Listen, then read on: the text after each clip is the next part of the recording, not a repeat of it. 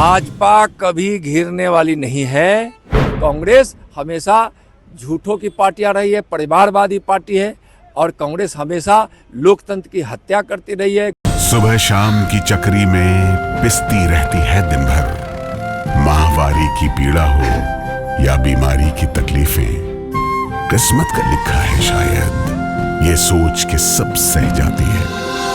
मुख्यमंत्री भगवंत सिंह मान महिलाओं की इस पीड़ा को समझते हैं, इसलिए पंजाब के हर जिले में आयोजित हो रहा है महिलाओं के लिए फ्री हेल्थ कैंप, जहां उन्हें मिलेगा बेहतरीन परामर्श और इलाज, ताकि महिलाएं रहें पूर्ण रूप से स्वस्थ।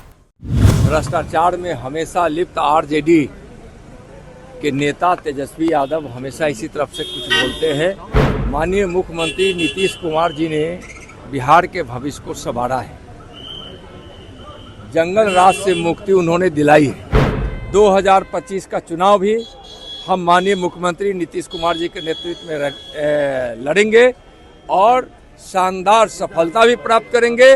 इंडी गठबंधन का, आरजेडी का सुपड़ा साफ हो जाए। भाजपा कभी घिरने वाली नहीं है। भारतीय जनता पार्टी ने, हमारे सभी नेताओं ने प्रारंभ से ही अंबेडकर जी का हमेशा सम्मान किया है और कांग्रेस हमेशा अंबेडकर जी को अपमानित ही करने का काम की है। कांग्रेस ने अंबेडकर जी की भावनाएं जो संविधान में निहित है, उसका भी हमेशा अपमान ही की है। कांग्रेस 3 बार उनको चुनाव नहीं जीतने दी। कांग्रेस के नेता प्रचार में जाकर उनको चुनाव हराने का काम की, हमेशा अपमानित की, जिसके कारण उनको हमेशा अपमानित महसूस हुआ और उन्होंने इस्तीफा भी दिया था। बाबा साहब भीमराव अंबेडकर जी हमेशा दलित, वंचित, पिछड़ों के हक की बात करते रहे और संविधान की मूल भावनाओं में उसको उन्होंने निहित किया। हमारे अनुसूचित जाति और जनजाति भाइयों के साथ तो कांग्रेस हमेशा मजाक ही करती रही, उनके भविष्य की भी चिंता नहीं की। और माननीय नरेंद्र मोदी जी के नेतृत्व में आज देखिए कि दलित भाइयों बहनों को और अनुसूचित जनजाति के भाइयों बहनों को कितना सम्मान मिला है, कितने बड़े बड़े पद पर माननीय प्रधानमंत्री जी ने उनको पहुंचाया है और उनको सम्मानित किया है। ओबीसी के आरक्षण को हमेशा कांग्रेस ने रोके रखा। आज़ादी के तुरंत बाद भी जब कमीशन ने पिछड़े वर्ग को आरक्षण देने की बात की थी तो उसको भी रोके रखा। मंडल आयोग का जब रिपोर्ट सबमिट हुआ तो कांग्रेस उसको रोके रखी और कांग्रेस के नेता राजीव गांधी जी पानी पी पी कर सदन में विरोध किए और पिछड़ों को आरक्षण उन्होंने नहीं दिया। और जब कांग्रेस की सरकार बनी तो कांग्रेस की सरकार में आरजेडी सहित कम्युनिस्ट के लोग भी सम्मिलित थे। कभी उन्होंने ओबीसी को संवैधानिक दर्जा, ओबीसी आयोग को संवैधानिक दर्जा नहीं दिया। ओबीसी आयोग को संवैधानिक दर्जा नहीं देने का मतलब ही यह है कि कांग्रेस समेत उनके साझेदार सारी पार्टियां, इंडी गठबंधन की सारी पार्टियां ओबीसी के आरक्षण का हमेशा खिलाफ करती रही है। यानी वह चाहती थी, बोलती भी थी अगर आरजेडी जैसे संगठन के लोग, लेकिन उनके अंदर की भावना यही होती थी कि हम ओबीसी का हित नहीं करें। जो ओबीसी को संवैधानिक दर्जा देकर माननीय प्रधानमंत्री जी ने ओबीसी को हक दिया है। आप देखे होंगे कि मंत्रिमंडल में भी ओबीसी मंत्रियों की संख्या इतनी ज़्यादा कभी नहीं रही है।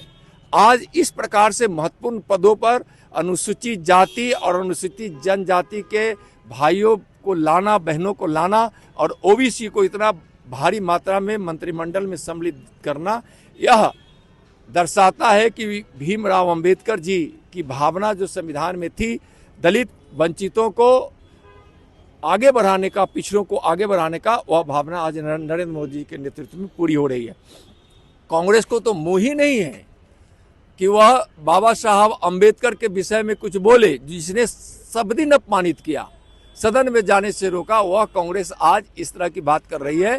कांग्रेस हमेशा झूठों की पार्टियां रही है, परिवारवादी पार्टी है, और कांग्रेस हमेशा लोकतंत्र की हत्या करती रही है, गरीबों का मजाक उड़ाती रही है।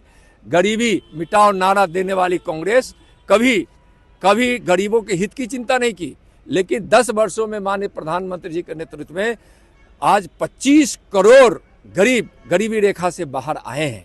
आज गरीबों की इतनी कल्याणकारी योजनाएं चल रही है, जिसके कारण आज दलितों में, पिछड़ों में, वंचितों में, सबों में जो माननीय प्रधानमंत्री जी के द्वारा किए गए कल्याणकारी और विकास के कार्य से जो उनके जीवन में जो खुशियां पहुंच रही है, इससे कांग्रेस आरजेडी जैसी पार्टियां घबरा गई है और झूठी बातों को लेकर लोगों के बीच में भ्रम फैलाने के काम करने में लगी है।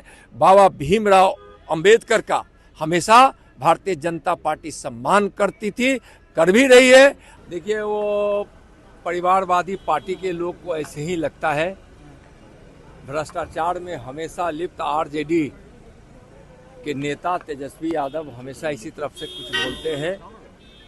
बिहार को बहुत अच्छे तरीके से विकास के रास्ते पर ले जाकर माननीय मुख्यमंत्री नीतीश कुमार जी ने बिहार के भविष्य को संवारा है। जंगल राज से मुक्ति उन्होंने दिलाई है, विधि व्यवस्था को स्थापित उन्होंने किया है। आज बिहार में उद्योग धंधे भी लग रहे हैं, सड़कें अच्छी है, बिजली घर घर तक पहुंची है और बिजली पर्याप्त मात्रा में लोगों को मिल भी रहा है। आज स्वास्थ्य की उत्तम व्यवस्था की गई है। तो इस तरह से कुछ नहीं करने की इतिहास रचने वाले, यानी बिहार को बदनाम और बिहार को चौपट करने वाले पार्टी के नेता तेजस्वी जी क्या बोलेंगे? 2500 भाजपा के महिलाओं को 2 नेता दिल्ली के हैं और 2 नेता बिहार में हैं, वो भाजपा के संपर्क में हैं। देखिए, भारतीय जनता पार्टी एनडीए के सभी घटक, चाहे कोई भी हो, सब विकास में विश्वास रखने वाली पार्टियां हैं। हम देश में माननीय प्रधानमंत्री जी के नेतृत्व में विकास का रिकॉर्ड तोड़ रहे हैं और बिहार में नीतीश जी के नेतृत्व में विकास का रिकॉर्ड टूट रहा है। 2025 का चुनाव भी हम माननीय मुख्यमंत्री नीतीश कुमार जी के नेतृत्व में लड़ेंगे और शानदार सफलता भी प्राप्त करेंगे। 2010 का भी रिकॉर्ड तोड़ेंगे और इंडी गठबंधन का, आरजेडी का सुपड़ा साफ हो जाए। तेजस्वी यादव लगातार जो है लोगों से बात कर रहे हैं, कह रहे हैं हमारी सरकार बनेगी तो 2500 लोग महिलाओं को मिलेगा, माँ बहन का योजना लाया जाएगा। देखिए, जब आप उन लोगों के वादों में कोई दम नहीं है, कोई दम नहीं है। 15 वर्षों तक जो शासन करने का मौका उनके परिवार को, उनके पिताजी को, उनके माताजी को मिला था, और तो उन्होंने क्या किया? बिहार को बदनाम किया, चौपट किया और बिहार को अंधेरे की ओर ले गए। तो 15 वर्षों में तो उन्होंने कुछ किया ही नहीं, और आज जो भी वादा करे, कोई वादा नहीं पूरा कर सकते हैं, वह भ्रष्टाचारी लोग हैं। और जो